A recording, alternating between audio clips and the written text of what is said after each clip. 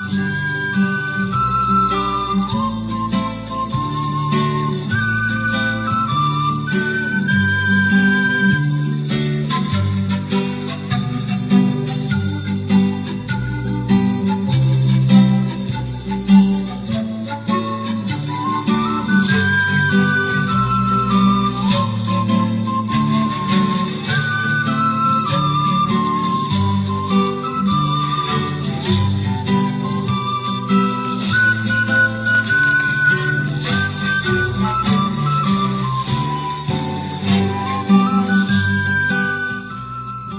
buenos días, muy buenas tardes o muy buenas noches. Depende en el momento en que usted vaya a recibir estos videos. Le estamos saludando. Hermanos queridos, hoy vamos a comenzar por la gracia del Señor con una nueva serie de videos estudio. Realmente, hermanos queridos, es mi anhelo de que todos ustedes puedan estar disfrutando y aprendiendo cada vez más y más de estas enseñanzas, ¿no? Por lo menos personalmente lo disfruto bastante cuando comienzo a realizar estos estudios. La verdad que el Señor nos muestra y me muestra a mí personalmente la grandeza, lo inmensurable que es esta hermosa palabra que es la Biblia, ¿no? Y justamente el tema que vamos a comenzar nosotros a desarrollar en este tiempo, en esta temporada de estudio, va a llevar por título La palabra del Dios nuestro. Si Dios permite, vamos a hacer varios videos relacionados a cómo es que nos ha llegado a nosotros la palabra del Dios nuestro. Hasta este tiempo, muchos de nosotros conocemos la historia de la Biblia, ¿no? Por cuántas penurias, cuántas tribulaciones, podríamos decir también, ha tenido que pasar para llegar hasta estos tiempos, ¿no? E incluso en estos tiempos todavía la palabra escrita de Dios sigue siendo atacada. Satanás siempre ha intentado, por supuesto, de hacer desaparecer de alguna manera lo que Dios ha dejado plasmado en este libro sagrado que nosotros llamamos la Biblia. En Isaías capítulo 40 y el versículo 8 dice lo siguiente: sécase la hierba, cáese la flor, mas la palabra del Dios nuestro permanece para siempre.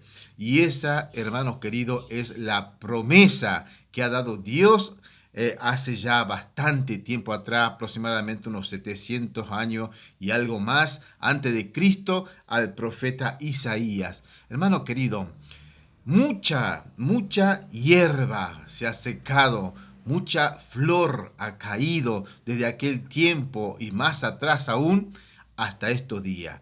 Y la palabra de Dios ha permanecido firme hasta ahora.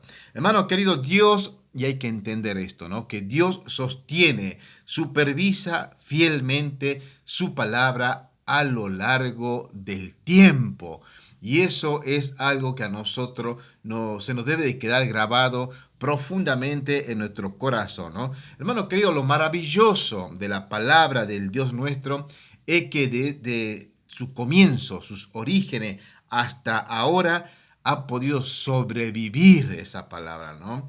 Como le dije, mi hermano querido, ya cuando comencemos a desarrollar más después de esta introducción, vamos a comprender nosotros por qué Dios ha prometido que su palabra va a permanecer para siempre, ¿no? A pesar que en sus orígenes los primeros materiales eran muy rudimentarios, eran muy precarios, donde se escribió la palabra escrita del Dios nuestro, pero sin embargo, así Dios ha cumplido su palabra y ha llegado hasta ahora, ¿no? Hermano querido, la Biblia, la palabra escrita de Dios, aún sigue cumpliendo con el objetivo principal por el cual Dios la ha diseñado y se lo ha dado a la humanidad. Y esa es justamente la de revelarnos a nosotros un Dios todopoderoso, un Dios creador, soberano, misericordioso, salvador.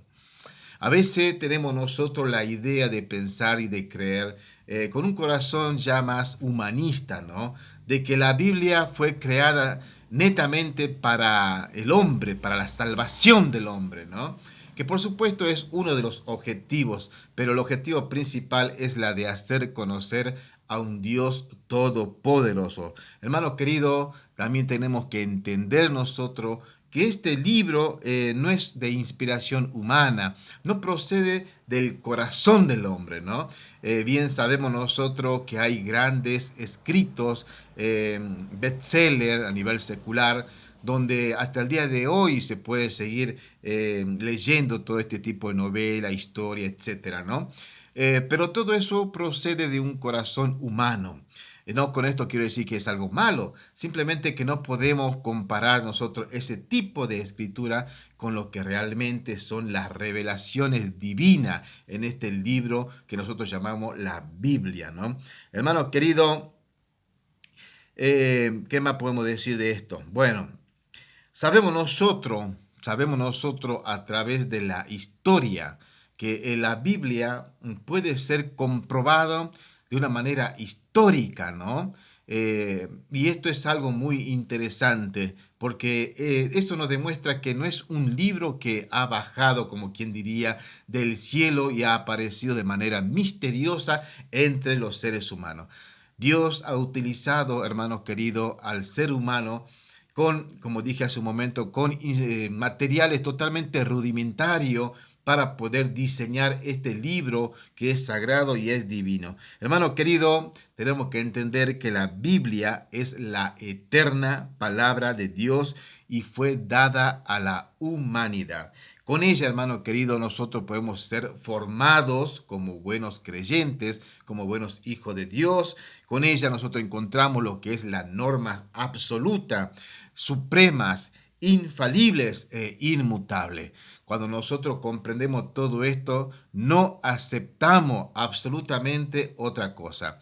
La Biblia, hermano querido, es de una norma totalmente absoluta y es va contraria al pensamiento humanista, ¿no? Que en estos tiempos más que nada dicen que existe lo que llaman la verdad relativa, ¿no? Que es tú tienes tu verdad, yo tengo mi verdad, pero no hay una verdad absoluta. Por supuesto que eso es muy conveniente de acuerdo a aquella persona que está presentando esta supuesta verdad relativa, ¿no? Pero la Biblia no, mi hermano, que la Biblia tiene una norma, una verdad totalmente absoluta y no se le puede discutir. No se le puede discutir porque sería de muy necio, ¿no? Aunque sabemos nosotros que hay muchos opositores a la palabra de Dios, ¿no? Hermano querido, su corporación en forma escrita fue por inspiración sobrenatural. Si bien hubo mucha intervención del ser humano, pero su inspiración fue sobrenatural.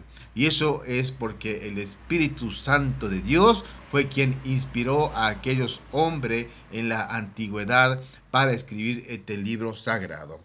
Hermano, y su transmisión precisa hasta el presente fue por preservación providencial.